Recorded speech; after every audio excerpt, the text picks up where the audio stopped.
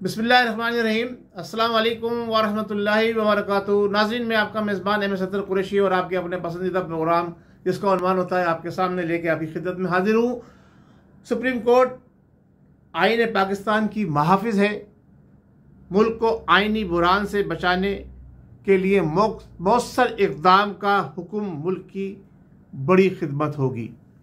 नाज़रीन, इसके साथ साथ मैं आज बात करूँगा सदर बार सुप्रीम कोर्ट बार काउंसिल साजिश के तहत मुल्क में अनारकी और बदअमनी फैलाने की कोशिश की जा रही है। सदर सुप्रीम कोर्ट बार एसोसिएशन एहसन बून आइनी इक़दाम से इनराफ करके जमहूरी निज़ाम खतरे में डाला जा रहा है। सदर सुप्रीम बार काउंसिल। नाज़रीन, ये सारे इक़दामात मौजूदा हुकूमत के इक़दामात की कलई खोल रहे हैं जो मौजूदा हुकूमत ने पिछले दिनों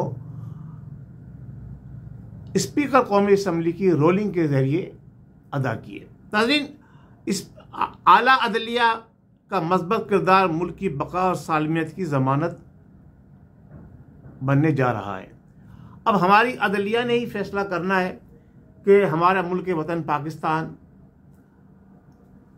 उसको किस सिमत में चलाना है, किस तरह से उसको परवान चढ़ाना है और कौन लोग सच्चे हैं कौन झूठे हैं। ये सारी चीज़ें अदलिया, जो आला अदलिया हमारी है, अब उसके बोल उसके कोर्ट के अंदर है। साबका हुकूमत और उनके सरबराह उन्होंने जो इक़दामात उठाए वो अवाम के सामने है।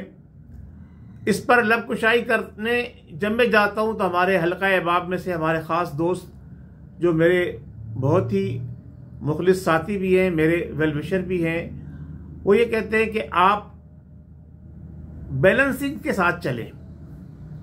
अगर आपने एक अच्छा सहाफ़ी बनना है और अगर आपने अपने चैनल को मज़ीद उठाना है, आपने व्यूज़ ज़्यादा लेने हैं, तो आप जो है वो एक अच्छे बैलेंसिंग अंदाज में लेके चले।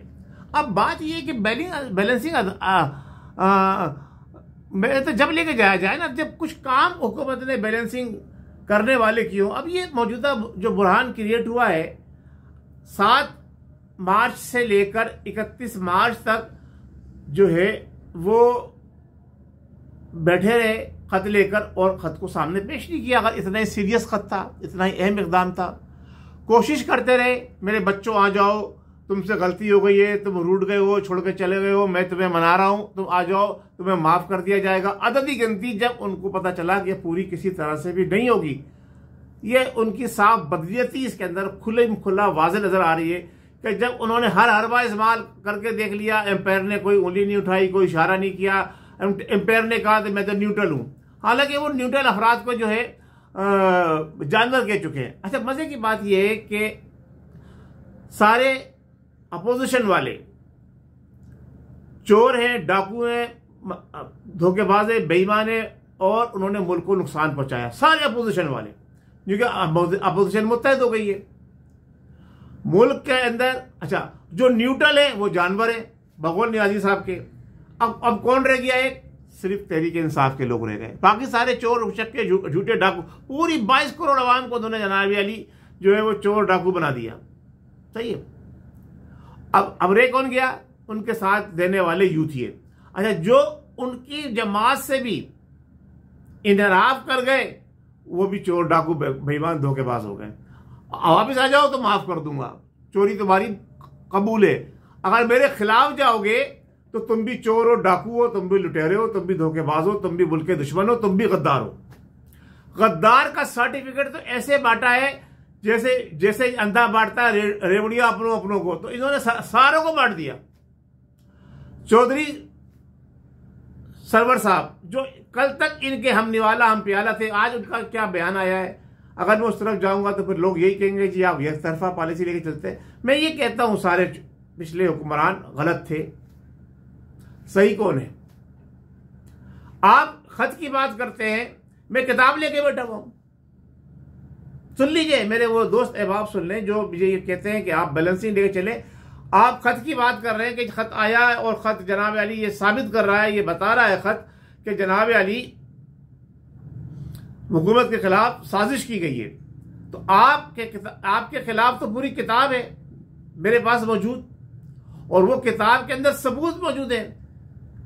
कल का मैंने एक बयान आपके साथ शेयर किया जिसमें एक मजहबी, बहुत बड़े मजहबी स्कॉलर, चाहे मैं उन्हें मानूं या ना मानूं, मजहबी स्कॉलर तो बहुत बड़े हैं,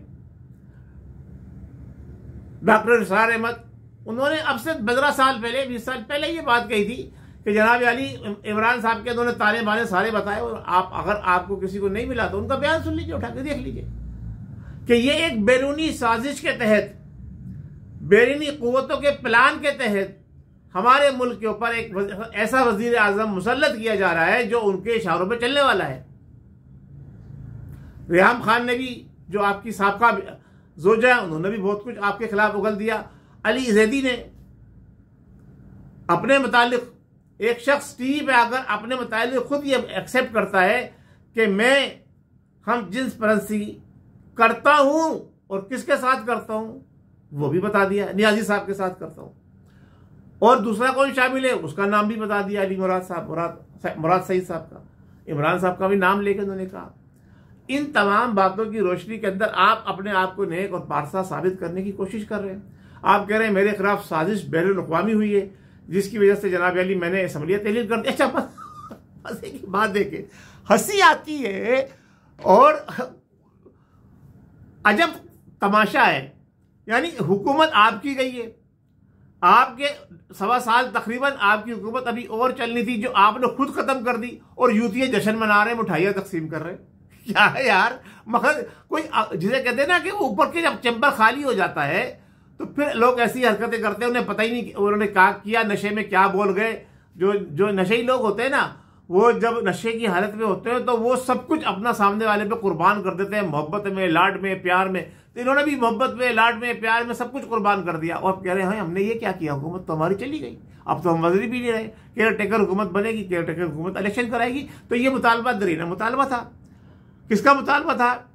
मुत्तहदा अपोजिशन का। वो मुतालबा जो है मंजूर हो गया मुत्तहदा अपोजिशन का, दरीना मुतालबा मुत्तहदा अपोजिशन का मंजूर हो गया। अब मुत्तहदा अपोजिशन भी कोर्ट में जा रही है, लेकिन उनका कोर्ट में जाना जस्टिफाइज करता है कि देखिए उनका मुतालबा जरूर था कि कब्ल अस वक्त इलेक्शन होने चाहिए, और कब्ल अस वक्त इलेक्शन का तरीक़ाकार था। उन्होंने अदम एतमाद पेश कर दी। पहले जब मुतालबा नहीं माना गया तो उन्होंने अदम एतमाद पेश कर दी। अदम एतमाद जो है वो जब नंबर ऑफ गेम पूरा हो गया, वो कामयाब होते नजर आ रहे थे, तो इन्होंने बकौल एतजाज हसन के बगैर सोचे समझे बोल जाते हैं ना लोग हमारे पास बड़े बड़े रहमत और रहमा, इन्होंने छक्का मारा, बोली खो दी। वो भाई छक्का नहीं मारा इन्होंने विकेटें उखाड़ के ले गए कि ना मैं खेलूंगा ना मैं खेलने दूंगा। वो कहते ना बिल्ली खाए ना तो औंधा दे। तो ये आप बताएं जानवर कौन है जो पूरी कौम को, जो न्यूट्रल रहने वाले को, मुझसे मेरे दोस्त कहते हैं कि आप न्यूट्रल होकर तज़किया करें, तो मैं तो जानवर तो नहीं हूं, मैं तो इंसान हूं, अशरफुल मखलूकात हूं। अल्लाह तबारक व तआला ने मुझे अकल, जहन और समझ और देकर भेजा है, और उस अकल और समझ का इस्तेमाल अगर मैं ना करूं तो फिर तो मैं जानवर हूं, जो जिसको नियाजी साहब कहते हैं कि न्यूट्रल हो जाओ, न्यूट्रल हो जाओ। बच्चों की तरह हरकतें करना, दूसरों को बच्चे कहना और उनकी फिर नकलें उतारना, ये मौजूदा प्राइम मिनिस्टर का जो है वो शेवा रहा है। मैं ज़ातियात पे नहीं जाता, हमारे दोस्त नाराज हो जाएंगे, मैं उन्हें नाराज भी नहीं करना चाहता, अपने जिसे कहते हैं जिगरों को मैं नाराज नहीं कर सकता।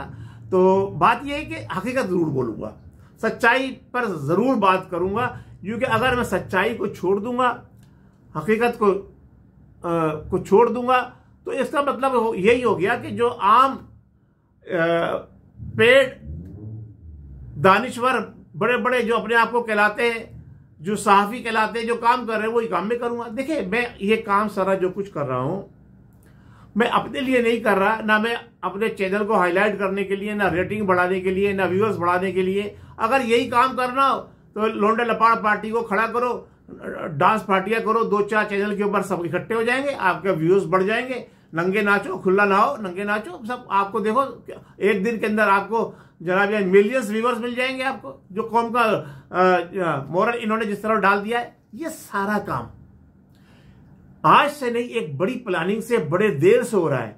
अब मैं बात आपको खोलने जाता हूं और आपको बात बताता हूं। आपके यहाँ वैक्सीन इस्तेमाल हो रही है साल से।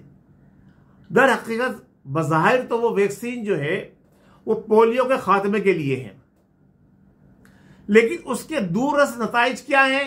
क्या किसी हमारे इदारे ने कभी ये कोशिश की है उस पर तहकीक करने की? नहीं करी। क्यों नहीं करी? कहां से आ रही है? यहूद और नसारा दे रहे हैं, उसमें क्या मिला के दे रहे हैं? हमारी नस्ल का उन्होंने डीएनए ही बिगाड़ दिया एक तरह से। हमारा डीएनए से मुराद मेरी ये है कि हमारी नस्ल का, हमारे मुसलमानों का उन्होंने एक स्लो पॉइजन के तहत हमारा सोचने समझने की सलाहियत को जो है वो खत्म कर दिया है। अब सब भेड़ चाल चल रहे हैं, जिस तरफ एक जाता है सब उसके पीछे लग जाते हैं। यही उनकी कामयाबी का दूसरा राज है। दूसरी बात ये, मैंने जो किताब का जिक्र किया वो बताता हूं मैं आपको कि हमारे पास तो पूरी किताब है। रियाजी साहब को किस तरह से जनाब अली प्राइम मिनिस्टर बनाने में अहम किरदार यहूद और नसारा ने किया। ये खत को लेके चले, उस खत की बेस के ऊपर कि चलो हम मान लेते हैं उस खत सच्चा था, तो फिर 20 दिन तक आपने क्यों इंतजार कराया? क्यों इदारे और एजेंसियां हमारी खामोश हैं?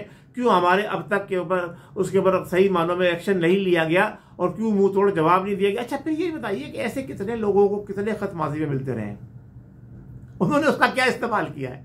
धमकियां तो हर दौर में आती रही हैं। मुशर्रफ साहब को भी धमकी आई थी कि जनाब हम आपको पाकिस्तान को जो है पत्थर के जमाने में ले जाएंगे, और नवाज शरीफ को भी धमकियां आई थी, और जनाब अली दूसरे सरबरान को भी धमकियां आती रही कि हम ये कर देंगे अगर आपने हमारा जंग में साथ नहीं दिया, हमारा इसमें साथ नहीं दिया। तो क्या ये अपोजिशन की प्लानिंग जो पिछले जब से आपकी हुकूमत बनी है, आपकी हुकूमत गिराने पे तुड़ी हुई है, सही है कि ये गैर आईनी गैर जमहूरी हुकूमत है? बिल्कुल गैर आईनी गैर जमहूरी हुकूमत है, ये नामजद हुकूमत है। उसको गिराने में हुकूमत के जो मुत्तहिदा अपोजिशन में उनको इस बात पर जो है इकट्ठे होने पे काबिल तारीफ कहता हूं। अब इसका हल तलाश करें। वो किताब की बात बाद में करूंगा, किताब बार बार याद दिलाता रहूंगा। अब इसका हल तलाश करें। अब जो है हुकूमत तो खत्म हो गई, पाकिस्तान में आईनी बुरहान क्रिएट हो गया। इसका हल क्या है? यह सुप्रीम कोर्ट ऑफ पाकिस्तान की जिम्मेदारी है कि इसका बेहतरीन और मुनासिब हल पेश करे, ताकि अपोजिशन भी मुतमईन हो जाए, अवाम भी मुतमईन हो जाए, और जिन लोगों ने अपने पैरों पे खुद कुल्हाड़ी मारी है उनको एहसास हो जाए कि उन्होंने क्या अच्छा इकदाम किया या गलत इकदाम किया। अब उसका हल क्या है? आइए नाज़रीन, आप हल के ऊपर बात करते हैं। नाज़रीन, मैं कोई बहुत बड़ा मुफक्किर भी नहीं हूँ, कोई बहुत बड़ा मैं सियासी और मजहबी रहबर और रहनुमा भी नहीं हूँ, लेकिन हाँ, मैंने बड़े बड़े मजहबी रहनुमाओं के साथ और सियासी रहनुमाओं के साथ कुछ वक्त गुजारा है। परवेज़ मुशर्रफ से भी मुलाकात रही है, ज़िया-उल-हक से भी मुलाकात रही है, रफ़ीक तारड़ साहब से भी मुलाकात रही है, गुलाम इसाक साहब से भी मुलाकात रही है, और इमरान नियाज़ी साहब से भी बड़ी गहरी मुलाकातें रही हैं। जो जिनके चाहने वाले हैं उनको भी बता दूं, ज़रा खुश हो जाएंगे वो। ज़रा मैं इमरान नियाज़ी साहब से सिर्फ एक हद तक मुतासिर था कि वो अच्छे क्रिकेटर थे, प्लानर नहीं कभी थे ना कभी रहे, और ये हुकूमत ने साबित कर दिया। उनके दौर में भी वसीम अकरम प्लस जो है और मियादाद जैसे लोग जो है उनकी टीम की प्लानिंग करके उसको खिलाया करते थे।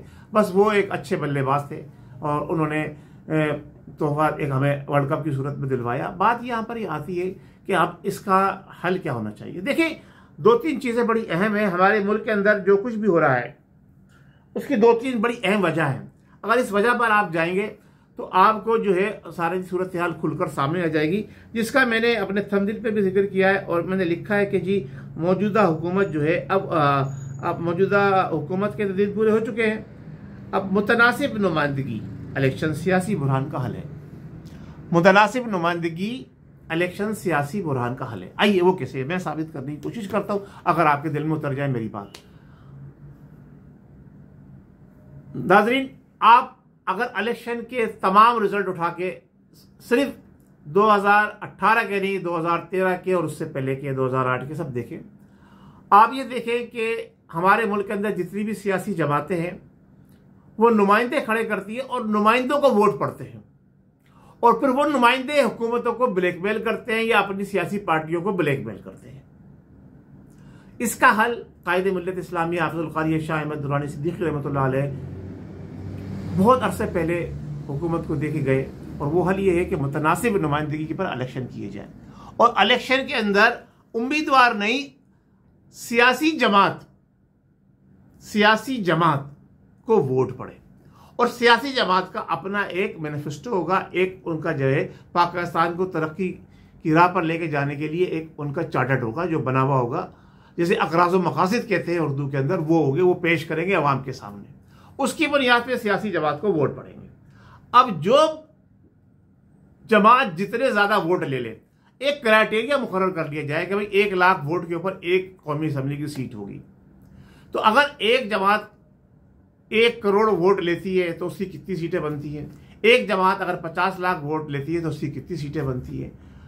जितने पाकिस्तान के अंदर वोटर हैं उसके हिसाब से जो है वो उसको तकसीम कर दिया। और उसमें एक और शर्त रखी जाए, कड़ी शर्त, इलेक्शन में आने से पहले कोई भी सियासी जमात अपने 50,000 या 1 लाख या 2 लाख रजिस्टर्ड कारकुनों के नाम, शनाख्ती कार्ड नंबर के साथ अपने आप को इलेक्शन के अंदर इलेक्शन कंटेस्ट करने का अहल करार देने में किरदार अदा करेंगे। वो उसके, अगर आपके पास 50,000 या लाख या 2 लाख जो भी आप तय कर ले वोटर है रजिस्टर्ड, तो आपकी जमात को इलेक्शन के अंदर रजिस्टर्ड किया जाएगा, हुकूमत बनाने में किरदार अदा करने में आपको रजिस्टर्ड किया जाएगा। उसके बाद इलेक्शन कराया जाए, वरना आप उठा के ये देखें जो मैं आपको बता रहा था, पिछले सारे इलेक्शन, खास तौर से चले मौजूदा इलेक्शन पे ही बात कर लें, नियाजी साहब की जमात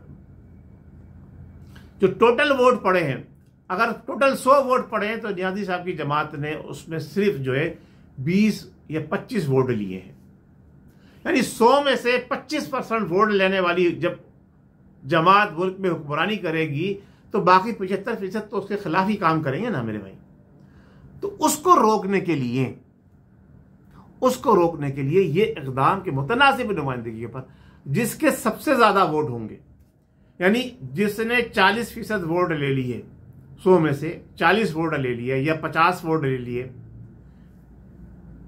अगर वो हुकूमत बनाती है तो भी 40 वोट लेने वाले के खिलाफ 60 वोट अलहदा हैं, नहीं, उसको हुकूमत नहीं मिलनी चाहिए। हुकूमत उसको मिलनी चाहिए जो 100 में से 51% वोट ले, बाकी वोट उसके खिलाफ पड़ते हैं, कोई बात नहीं, 39%। ये एक क्राइटेरिया बनाया जाए। फिर उसमें यह होगा कि कोई भी जमात का सरबराह ब्लैकमेल नहीं होगा, इलेक्ट्रोल से ब्लैकमेल नहीं होगा अपने हल्के के जिम्मेदार शख्स से।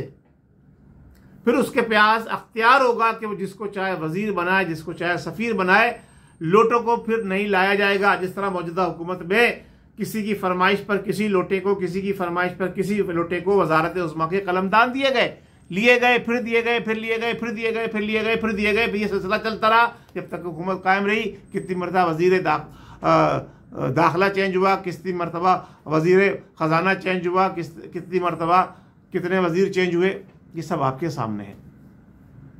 फिर जो वजारत, जिस वजारत का अहल होगा उसको वही वजारत मिलेगी। नाज़रीन, इलेक्शन कमीशन ऑफ पाकिस्तान की जिम्मेदारी है कि वो इलेक्शन को इस 3 महीने के अंदर बेहतर बनाने का सजेशन पेश करे, और जो हमारी इस वक्त आला अदलिया है उसकी ज़िम्मेदारी है कि कोई ऐसा लाए अमल और ऐसा हुक्म सादिर फरमाए जिससे आवाम के अंदर सुकून पैदा हो, पाकिस्तान मज़ीद बदअमनी का शिकार ना हो, लाकानूनियत का शिकार ना हो, बदअमनी का शिकार ना हो। अगर आप बात करेंगे ख़त की तो फिर बात मैं करूँगा किताब की। आखिर में आके देखिए, एक इंतहाई मोतबर शख्सियत, एक इंतहाई ज़िम्मेदार और साबका सूबे सिंध के गवर्नर हकीम मोहम्मद सईद साहब अपनी किताब में वाज़ेह तौर पर 1996 में लिख के गए हैं कि प्लानिंग की जा रही है। अगर आप कहते हैं ना कि बैरूनी ताकतों के ईमा के ऊपर जनाब अली मेरी हुकूमत को गिराया जा रहा था, तो फिर मैं सुप्रीम कोर्ट ऑफ पाकिस्तान को याद दहानी के लिए ये बात बता रहा हूँ कि बाकायदा तौर पर प्लानिंग के तहत प्राइम मिनिस्टर जो इमरान नियाजी साहब बने, उनको यहूदी लाबी ने बाकायदा, कादियानी लाबी ने बाकायदा प्लानिंग के तहत हमारे मुल्क का प्राइम मिनिस्टर बनाया है। और बाजवा नियाजी गठजोड़ है, हाथी के दांत दिखाने के और हैं, खाने के और हैं। इसकी तहकीकात की जाए।